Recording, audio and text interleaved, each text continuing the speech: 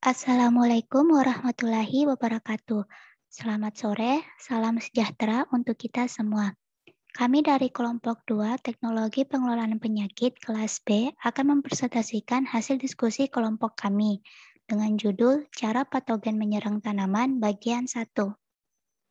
Izinkan kami memperkenalkan anggota kelompok. Yang pertama ada Votran Gideon dengan NIM 032, ada Beni Irawan dengan NIM 037, ada Dinda Bintari dengan NIM 039, Randy Andriansa dengan NIM 044, Manuel Aprilio dengan NIM 050, MHD Zaid dengan NIM 057, Muhammad Faiz dengan NIM 062. Untuk pemateri pertama kepada Saudara Faiz, waktu dan tempat dipersilahkan. Pengertian patogen. Patogen merugikan tanaman secara fisiologis dengan cara merebut nutrisi yang dihasilkan tanaman sehingga tidak ada yang tersisa untuk pertumbuhan tanaman. Mengganggu atau merusak fungsi organ tanaman sehingga beberapa bagian tubuh tanaman tidak berfungsi dengan normal. Serta menghalangi penyerapan sinar matahari sehingga tanaman tidak memperoleh cahaya yang cukup. Patogen menyerang tanaman karena membutuhkan senyawa yang dihasilkan oleh tanaman untuk kehidupannya. Patogen yang menginfeksi tanaman harus dapat masuk ke dalam tanaman, memanfaatkan senyawa, nutrisi, dan bertahan dari sistem pertahanan inang. Untuk mengambil senyawa dari tanaman, patogen harus mampu melewati penghalang fisik, yaitu kutikula dan dinding sel. Untuk pemateri selanjutnya, kepada Saudara Randy dan Saudara Zaid, waktu dan tempat dipersilahkan. Penyebab patogen secara biologis, menular atau paristik. Bakteri bersifat antigen sehingga menimbulkan antibodi dalam darah hewan berdarah panas. Dapat masuk ke dalam jaringan tanaman hanya melalui luka atau lubang seperti stomata yang disebutkan hidada.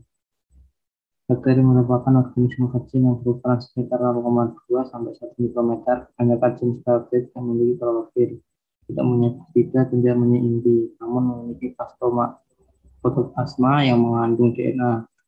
Beberapa bakteri menyebabkan penyakit pada tumbuhan jenis bakteri tersebut, antara lain dari jenis Pseudomonas nugula, jenis Xanthomonas, jenis Rhizobium. Selanjutnya yaitu jamur atau cendawan. Mikroorganisme umumnya inti sel, berspora, tidak berklorofil, dan umumnya bereproduksi secara seksual. Jamur yang berpotensi sebagai penyakit yaitu berasal dari kelas Plasmodiomycetes, Chidiomycetes, Omycetes, Zygomycetes, Ascomycetes, Pseudomycetes, dan Deuteromycetes. Selanjutnya yaitu nematoda. Nematoda parasit tanaman dapat dibedakan dengan cara hidup bebas di tanah berdasarkan adanya jilat atau alat penusuk dan pengisap pada rongga mulutnya. Nematoda merupakan salah satu organisme yang menyebabkan penyakit dengan cara menularkan virus dari satu tanaman ke tanaman yang lain.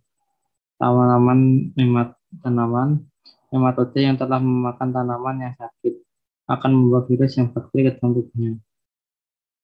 Selanjutnya yaitu virus. Virus melawan tanaman menimbulkan gejala mosaik dan kerdil. Satu jenis virus mungkin dapat menyerang beberapa jenis tanaman, dan satu spesies dapat diserang oleh banyaknya jenis virus. Gejala lain yang diakibatkan virus yaitu dapat garis-garis hijau gelap putus-putus sepanjang tulang daun lateral, dan akan terlihat jelas jika dilihat dari bawah permukaan daun. Cara penyebaran virus melalui alat berkembang membiarkan sakit hati. Selanjutnya yaitu parasit. Organisme yang hidup mengambil makanan dan berkembang pada organisme hidup.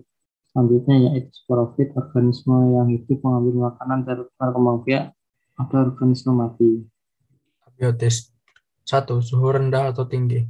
Tumbuhan maupun patogen memerlukan suhu tertentu untuk tumbuh dan melakukan aktivitasnya. Patogen mempunyai pilihan yang berbeda untuk suhu tinggi dan rendah. Pada suhu optimum untuk patogen tetapi jauh di bawah atau di atas suhu optimum untuk inang, maka penyakit akan berkembang dengan cepat. 2. Kelembaban tanah berkurang atau berlebihan. Kelembaban berpengaruh terhadap perkecambahan spora cendawan, penembusan tabung kecambah ke dalam inang. mengaktifkan bakteri dan nematoda yang dapat menginfeksi tumbuhan. Kelembaban juga meningkatkan sukulensi tumbuhan sehingga meningkatkan kerentanan tumbuhan terhadap patogen. 3. Polusi udara. Buangan asap kendaraan bermotor dan industri serta pembangkit energi yang mengandung karbon monoksida, sulfur oksida, nitrogen oksida, benzena dan timbal dalam konsentrasi tertentu akan mengganggu proses fotosintesis tanaman. 4. Cuaca. Saat cuaca tidak stabil, abiotik atau cuaca menyebabkan metabolisme tanaman mengalami kekacauan fisiologis sehingga daya tahan alami tanaman menurun, memberikan peluang bagi patogen biotik atau patogenik untuk menyerang tanpa perlawanan. 5. Definisi nutrisi atau unsur hara. Ketidakseimbangan unsur hara dan kecukupan air merupakan penyebab utama gangguan fisiologis. Ketidakseimbangan unsur hara bisa berarti terjadinya defisiensi atau kehatan maupun berlebihnya unsur hara yang berakibat pada toksinasi. Definisi unsur hara tidak selalu karena minimnya ketersediaan unsur hara saja, tetapi bisa berarti tidak terserap atau tidak termanfaatkannya unsur hara meskipun sudah dalam bentuk tersedia. 6. pH tanah. Selain mempengaruhi patogen, kesamaan tanah juga berpengaruh terhadap ketersediaan unsur hara bagi tumbuhan.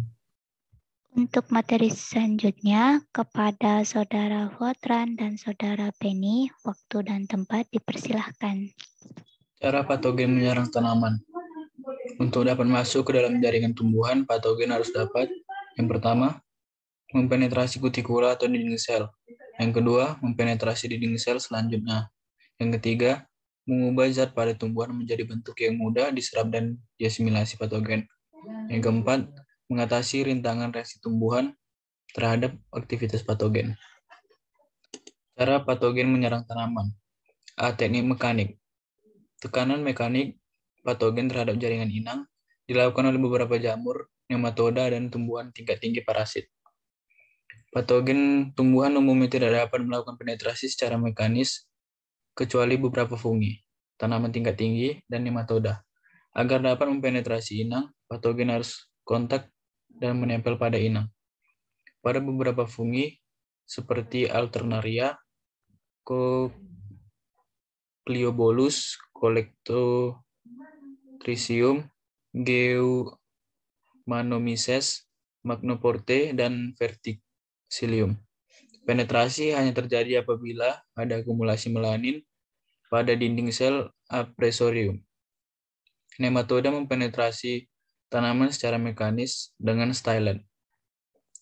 Kekuatan mekanis tidak hanya diperlukan oleh patogen untuk masuk ke dalam inang, tetapi juga untuk keluar dari jaringan tanaman sehingga menyebabkan kerusakan jaringan tanaman.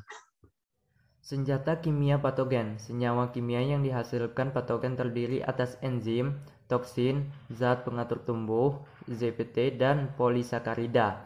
Secara umum, enzim patogen akan memecah struktur komponen dinding sel dan senyawa tanaman. Toksin lebih bersifat mempengaruhi komponen membran dan protoplasma. ZPT menekan atau mendorong pertumbuhan tanaman, dan polisakarida berperan pada penyakit pembuluh yang mengganggu translokasi air pada tanaman. Enzim lapisan lilin pada tanaman mempengaruhi tingkat kolonisasi patogen. Beberapa patogen seperti Puccinia hordei menghasilkan enzim yang dapat mendegradasi lilin. Beberapa fungsi bakteri, nematoda, patogen, dan tanaman parasit menghasilkan selulase. Selulase menyebabkan disintegrasi dinding sel dan membantu penetrasi dan invasi patogen di dalam inang. Hasil akhir dari pemecahan selulosa adalah molekul glukosa, sehingga secara tidak langsung selulase berperan dalam perkembangan penyakit karena menyediakan gula sebagai makanan patogen. Toksin bekerja langsung pada protoplasma dan menyebabkan kerusakan serius bahkan kematian sel tanaman. Toksin merusak sel dengan cara menginaktivasi atau menghambat kerja enzim yang akan menghentikan reaksi enzimatik. Contoh toksin yang bersifat general atau toksin, vaselotoksin, tagetiosin, dan kelkosporin. ZPT yang paling penting adalah auksin, giberelin, dan sitokinin. Senyawa lain seperti etilen dan growth inhibitor berperan penting dalam pengaturan hidup tanaman. Patogen menyebabkan ketidakseimbangan hormon dalam tanaman, baik dengan menghasilkan hormon atau dengan mengganggu pengaturan sekresi hormon tanaman. Polisakarida berperan penting pada penyakit layu yang disebabkan oleh patogen yang menginvasi jaringan pembuluh. Polisakarida pada jaringan xilem akan memblokir jaringan dan menyebabkan layu. Materi terakhir, kepada Saudara Manuel, waktu dan tempat dipersilahkan. Proses perkembangan penyakit pada tanaman. Pada proses pertama yaitu inokulasi, kontak antara patogen dengan tanaman inang. Kemudian pada proses kedua, germinasi, spora patogen membentuk tabung kecambah. Lanjut pada proses ketiga, yaitu penetrasi, masuknya patogen ke dalam sel tanaman atau salah satu lewat spora. Lanjut pada proses keempat, yaitu infeksi, reaksi antara patogen dengan sel tanaman sehingga menimbulkan gejala. Kemudian lanjut pada proses kelima, yaitu masa inkubasi. Waktu yang dibutuhkan dari tahap 1 sampai 4. Yang mana waktu yang dibutuhkan dari tahap 1 sampai 4 kemudian menjadi masa inkubasi. Lanjut pada proses ke-6, yaitu invasi. Patogen menyebar ke sel yang lain dari tanaman inang. Kemudian pada proses ke-7, reproduksi.